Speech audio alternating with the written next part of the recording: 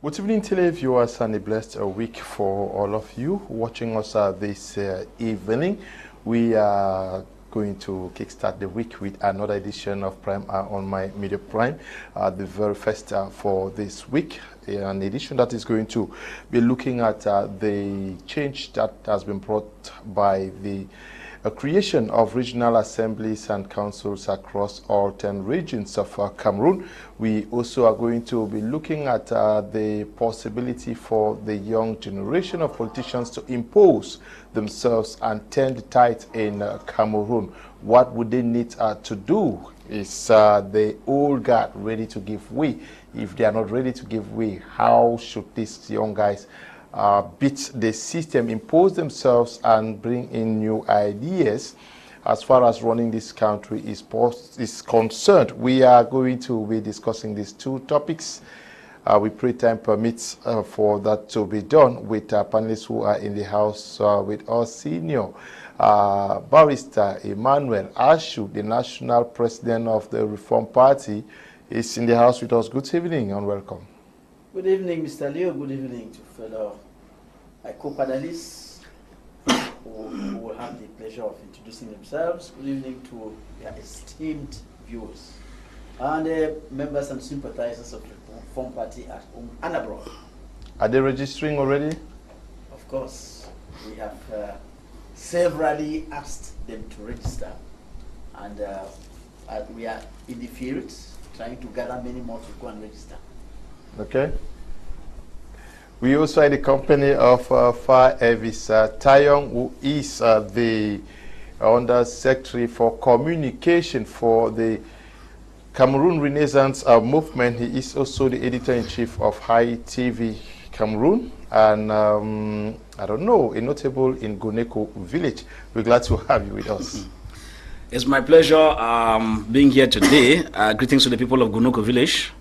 Royal Majesty Dr. Fomiki Walters and a host of others who are watching us. I lost a very good father from Baba Ewane, and it's still very disturbing in a tragic manner, which I doff my heart to the people of Baba Ewane, which has always been my second home, and Bafanji village, so to say. But then we just think that all is well in the fact that we have equally been watching the developments on the ground in the country, and we think that the kangaroo system is moving from what they call in pidgin fry pan to fire.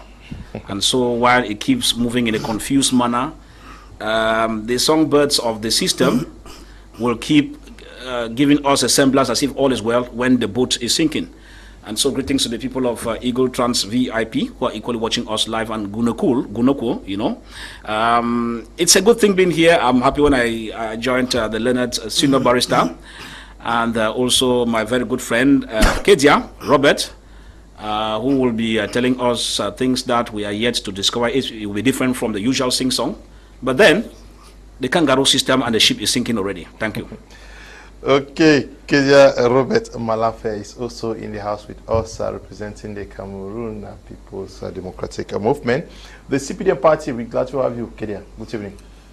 Thank you very much. Greetings to you. Greetings to my co-panelists. Special greeting to the entire My Media institution for giving us the opportunity for us to be here to express our view. Greetings to all listeners, especially Professor Kingsley Ngange, the close friend of Jacques Famindongo, that together they are coordinating the CPDM communication together. Special greetings to the people of Bamising and their collaboration with the institution that be to ensure that there is lasting peace in Bamising. And to make this very clear, I want to tell everyone that the founder of Bamising, Richard Mutong, is a Republican that have always stood by the side of the institution of Cameroon to ensure that this crisis definitely come to an end. All those that think they can go to the social media to run nonsense will not stop his effort to ensure that this crisis comes to an end in Bamising. Thank you very much, Mr. Kum Leanard. Okay, Senior Barrister, we are starting with you. You are reading of what has changed since the coming into place of regional councils across all 10 regions of Cameroon. and regional assemblies for the case of the northwest and southwest regions. Yes, Mr. Leo, there is some change in the peaceful areas of the country. You take the Francophone regions, there is some change. You can see the regional institutions working. You can see, well, like in Douala, you see they're putting something up their structures, the offices of the region. Well, they are trying, but if you go to the troubled areas, that's where there is a problem, because there is conflict of authority. We had predicted that.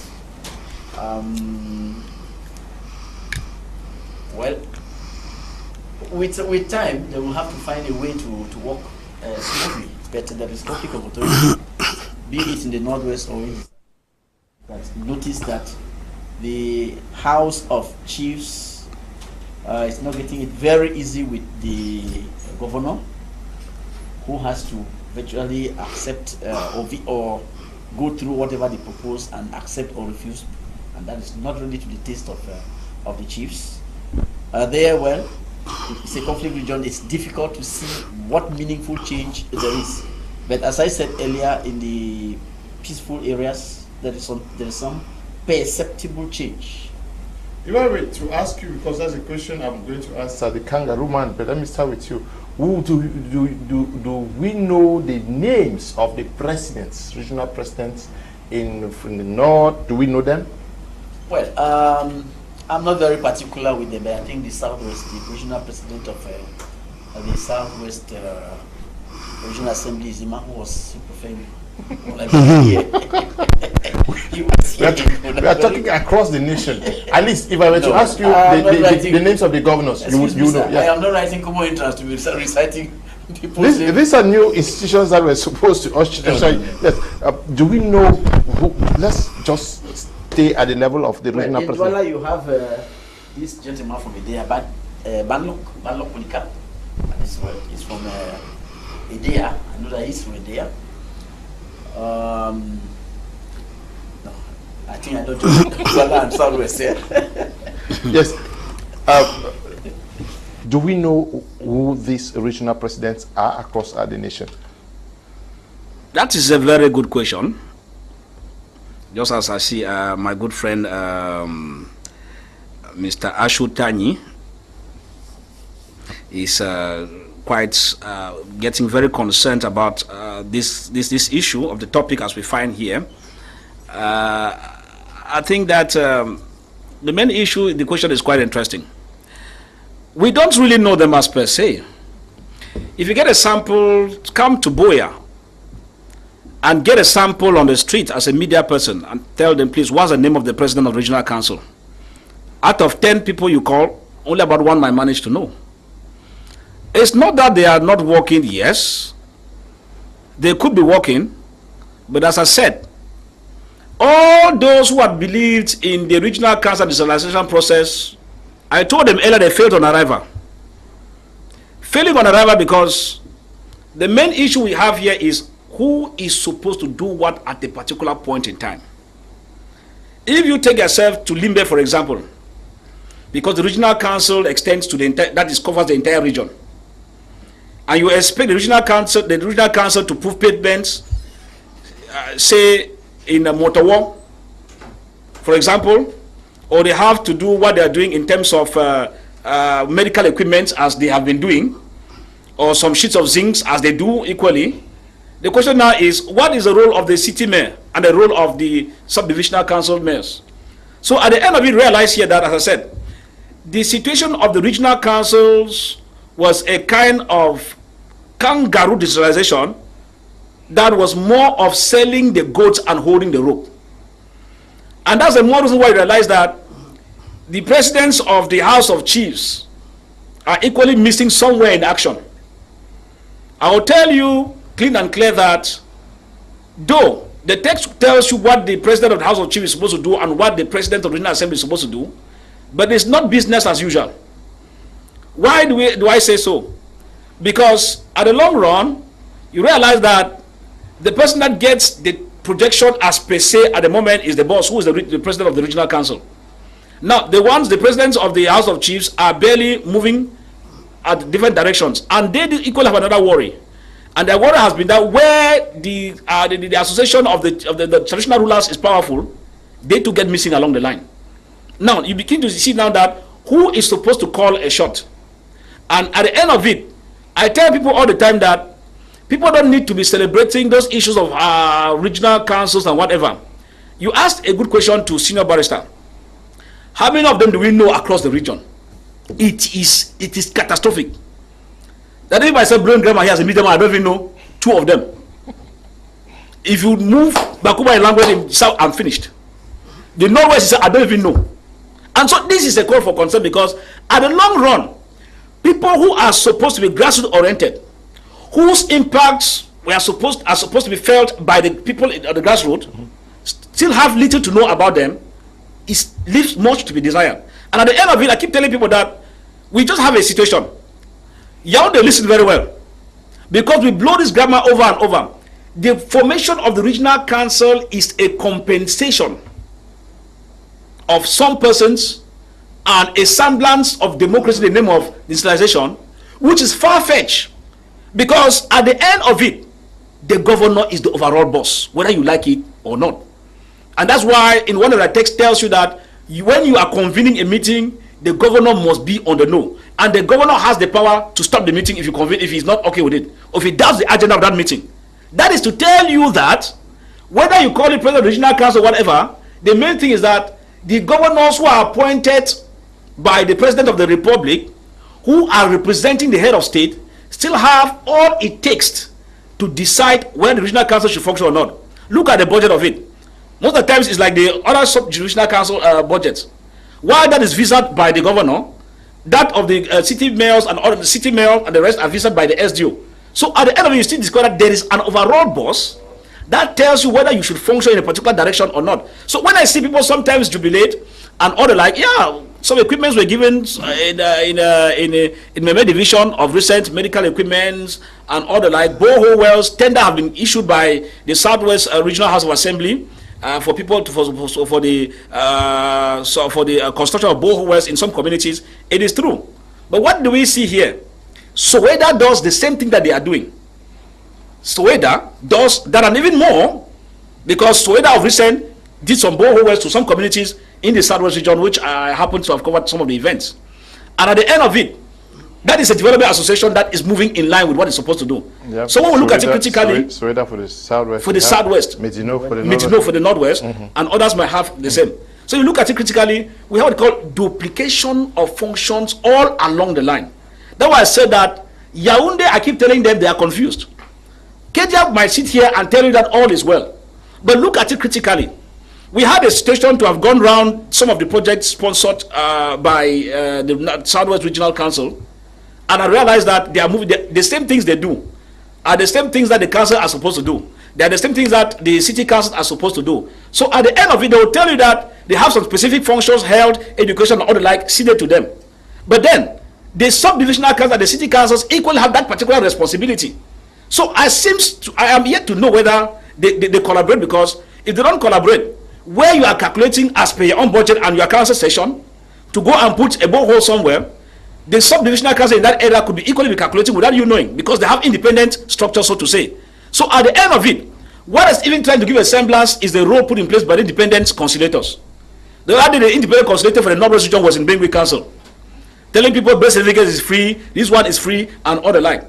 But at the end of that education, round and round, what actually are the poor benefits? Is it just at the level of education? If not, that same education could be given equally by other structures. So at the end of it, independent conciliator is there, the president of the House of Chiefs is there, the president of the Regional Council is there. Then you have the questors. They have questors 1, 2, 3. In fact, advisors 1, 2, 3. In fact, the House is confused. Okay. I'm not sure the House is confused. Very much confused. Yeah. They know what I'm talking, and they're watching me. So they're just enjoying their budget calmly. I'm not sure the House is confused, because it's made up of persons who I'm sure if your father was one of them, you will not. He will be confused because he's following a text. My father will be confused if he was there, because there's a guiding principle he's working on, which he goes and sleeps every day, yes, and does a duplication of function. Yes. First of all, I want to thank God. The father of Mr. Fire Elvis is not there to be confused, but we have people that are there that are actually not confused. The texts are there, and we know the function of everybody.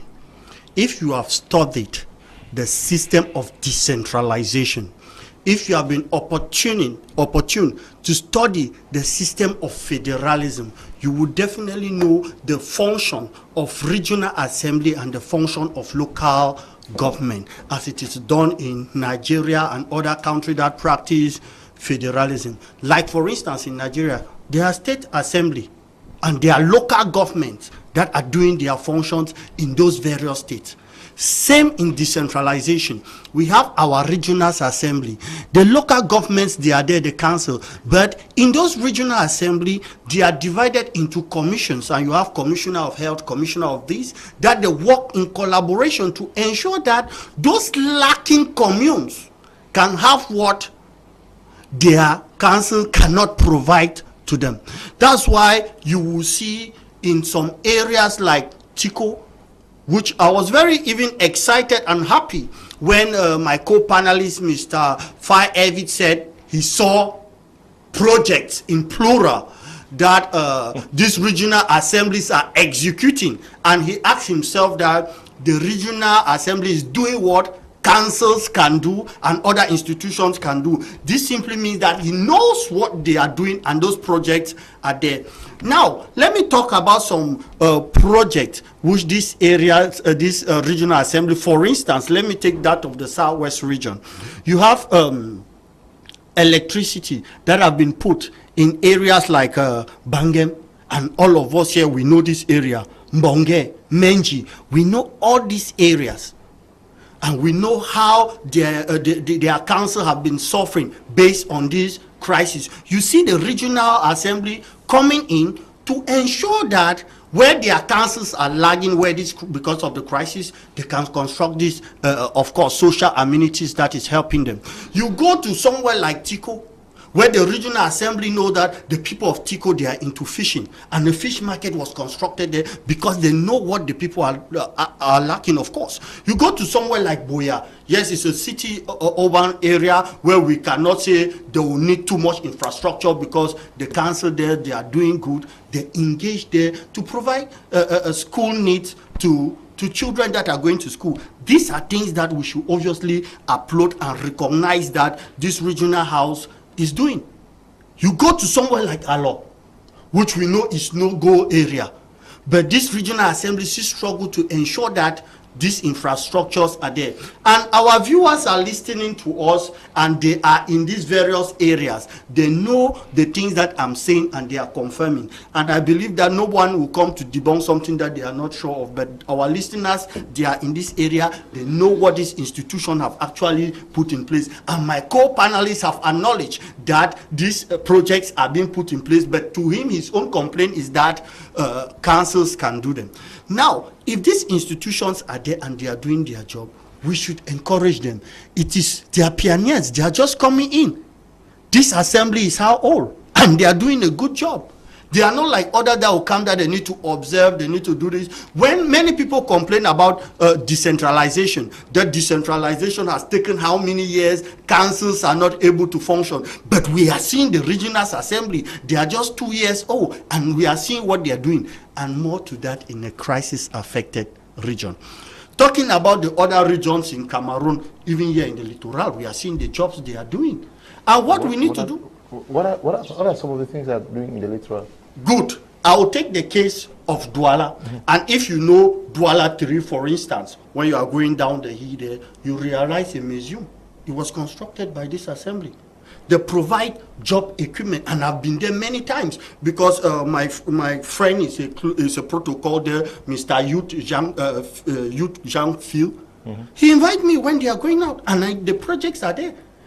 When it comes to the beginning of school, these institutions is there to support children going to school. So you mean the people of Yabasi can we easily... are talking about... Oh, talking about the littoral region. Mr. Youthfield is not a Sawa man. He's not from Wuri. Yeah, Youthfield is not a Sawa man. Yeah, he's from Wuri. Yeah. He's not from Wuri. He's from which I know very well, and another people that are there. And Kam's not Sawas? I said he's not from Muri, he's not a Douala man. Okay. Of course, if you are talking about Sawa, then it also means that Bakwere people are Sawa, and you go to other regions. But I am saying that when we are talking about the littoral, which has to do with the Sawa people, where you have the Mbo, you have the Yabasi, you have those of Basa, and you have the Douala people. They are the ones that make up this region, and we know the job they are doing, which we should applaud and encourage them, because 2 years for them to stable themselves, construct regional houses as others are doing to construct their regional house, we should really applaud them. Why do I say so? If you look at their performance in 2 years, and you look at the performance where we started decentralization in 1996, you take 1996 to 97 to 98, the performance of local councils, and you look at the regional assembly, what they are doing, we should really applaud and encourage them for the good job. Are you saying that during local councils were not working? I am saying comparatively, what the regional assemblies are doing for the past 2 years, as compared to when decentralization we are talking about the regional council for the littoral. You are citing a museum in Douala. The littoral, we have Kongsamba, which is the chief town of Mungo Division. We have Edea, which is the chief town of Sanaga Maritime. You have Yabasi, which is the chief town of we have Kam, which the chief town is Yabasi. Yes, that's what I'm saying. Yes. But are you saying that the population in all of these areas actually... Mr. Kum Leanard, I've listed you projects here, which is from the Southwest region, and I will list that of other regions. But you don't expect me to have all projects of all. Just look at the Southwest region, which I know. They had 56 projects that were executed in the Southwest region, which I've named some. But sorry, I'm not a member of that region that I will list all their projects. I list the one I know. In the littoral, I've list the one I know. And I will not go and list things that I don't know, because I cannot know all their projects. I'm not a member of that house. But those that they have executed, which I've seen, are those that I'm talking about, and I stand on it. Tell us about the Northwest region. You are from the Northwest. Of course. From the Northwest region, which I've spoken with some of them, and I've been speaking with some of them, which the one, of course, because there's a member of the regional house from my village. We also have His Royal Highness Tanfu, which my co-panelists to know him very well. And when you discuss with them, they say the project they have, you go to the field to see what they have done, to confirm what they are saying. And to confirm with you people, you can do your research. They have built classrooms to support schools. And one most thing that all these regional houses, they always do to promote education is that all regional houses, I mean all the 10 in Cameroon, when school begins, they support children with gigantic material to support them to go to school, and they encourage some to go to school. Those that don't have birth certificate, they encourage them and assist them to have. I mean, all the 10 regions in Cameroon. Senior Barrister, when you look at the allocations for these regional councils and assembly, do you think they have what it takes to effect the so much needed change from these guys? Mr. Kum, you see, we should look at this problem with a very objective eye. I think Mr. Farr was very correct when he said these people are working in an environment of adversity. I'm talking about the regional houses throughout the nation. They are all working in an environment of duplicity. Okay. The governors, the existing appointed governors are carrying out a big chunk of the work of that ought to have been done by these people. And they stand there again as a force, as a counter force, to make sure that whatever these people are doing is to the taste of their masters. So my good friend here was trying to compare the incomparable by taking the example of Nigerian councils. In fact, the governors in Nigeria are elected. They are not appointed by the president, please. No, you are comparing Nigeria to what obtains here. We have In fact, we have a system where you want to talk of decentralization. I have always been saying this thing. It is not decentralization. It is deconcentration. Because our constitution, the constitution of the Republic of Cameroon, says that Cameroon is a unitary decentralized state. The institutions of the state are the councils and the regions. There is nowhere you will see inside there all those their ministries that they have created in Yaoundé. I keep saying it. These people have come up with structures that are unconstitutional and have imposed these over centralized structures on the people. Now they are trying to deconcentrate the over centralization and give back to the real owners of these powers small chunks of authority. Now please, Reform Party, of which I am the national president, wants this regional president to have, I mean, they are supposed to be governors, not even presidents. They are supposed to be regional governors, elected regional governors. They are supposed to have all the executive powers. Now you cannot ask people who have 1/5 of executive powers to carry out developmental projects. And then look, the parody of the whole thing is that when you look at the part of the national budget that has been carved out to them, the law of decentralization says all the councils in the whole country, the highest they can get is 15% of the national budget. Mr. Kum, what do you expect them to do with that? Let us imagine that this 15% is actually carved out for the councils and then divided into 10. Each council having 1.5. How much is that in good money? What type of development can they carry out? Then, apart from that one, the government still has its national investment budget. Oh my God. They maintain their national investment. Why did they not give that investment budget to the councils so that the councils can develop their areas? They still keep it.